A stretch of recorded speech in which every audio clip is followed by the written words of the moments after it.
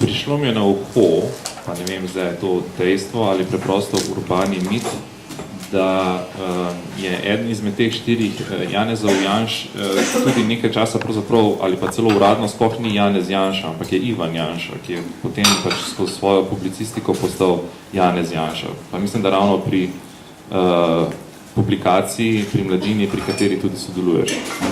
Ali smem povprašati, ali je to res ali ne? Ja, torej, nastopal je tudi kot Ivan Janša. To je res. Tako da, če se je kdo preimenoval, ne?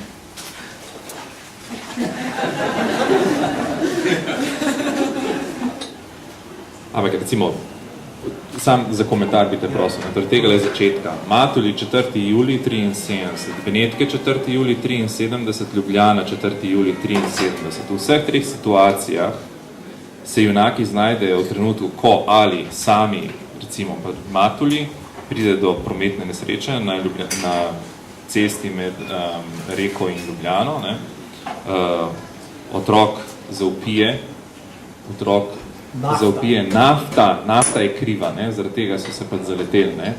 In potem nekdo stopi k fantiču in ga vpraša, kako ti je pa ime? Ja, v tem trenutku ugotovili vso prihodnost za sabo. Ne? Janez. Vsi, ko reče nafta je kriva, je vsa zgodovina še zgodila, pa je še leta 73. Janez Janša. Potem v Benetkah nek mali na Rialto iz poslopja Banke Italija izleti in potem, ko ga mati spet prestreže oziroma nek tujec z visoko senco, z globoko senco, in potem, no mali, povej, kako ti je ime. Janez, kako? Je vprašal turist. Janez Janša.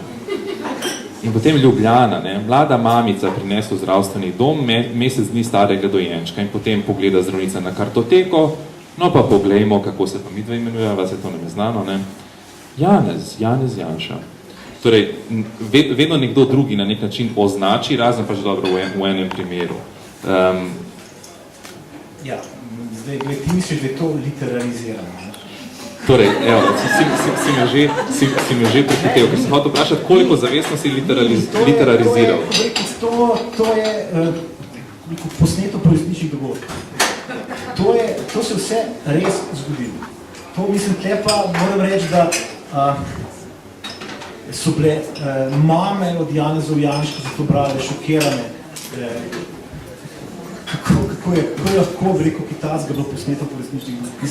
Skratka, lahko vam mame Janezov Janš, dve, ki sta bili zraven, potrdite, da je to res in ne bi rekel, tretja mama, mislim, ne rabi potrditve, bo te pa tle Janeza Janša tretja, ki lahko potrdi, da se je v Matulji 14. julija 73 zgodili natanko to. Še več, lahko potrdi, da so iz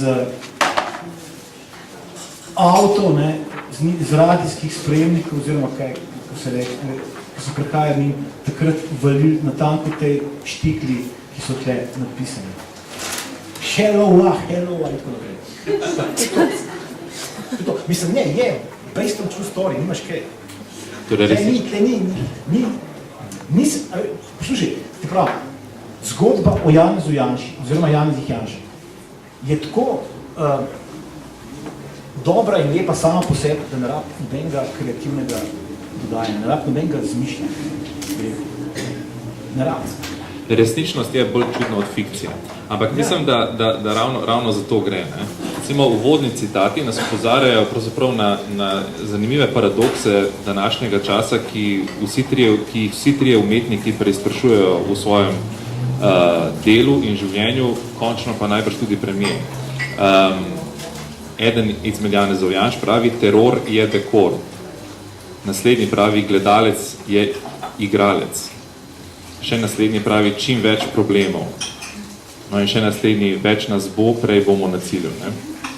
In tudi ta je resničen. Jaz ne vem zdaj sicer, koliko se ljudje zavedajo, ampak to je avtentičen citat tega Janeza Janše izprositev. S tem stavkom je po spremu včlanitev 3 Janezov Janši v SDS. In pri tem ni citiral Blaira. Ja. Tako. To je tudi treba poudariti. Več, ko nas bo bliže cilj. Pregledno na cilj.